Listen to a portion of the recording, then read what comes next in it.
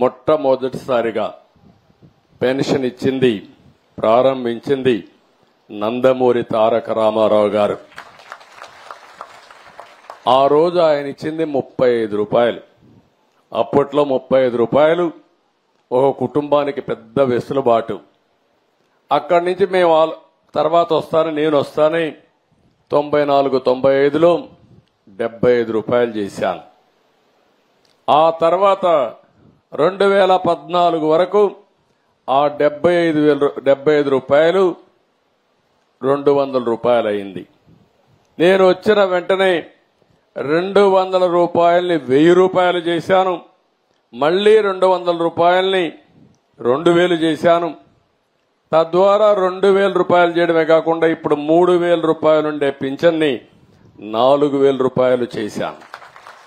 అంటే మీరు గుర్తుపెట్టుకోవాల్సింది మొత్తం 2875 రూపాయలు తెలుగుదేశం పార్టీ పెంచింది. అందులో మీరు నన్ను గౌరవించారు, ఆదరించారు.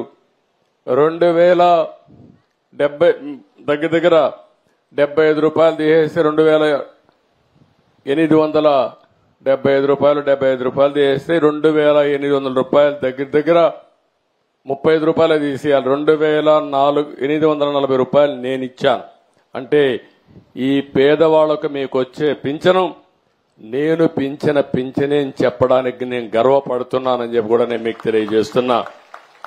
ఇంకొక పక్కన మీరు ఒక్కసారి ఆలోచిస్తే ఈరోజు మనం ఇచ్చే పింఛన్లు ఒక చరిత్ర.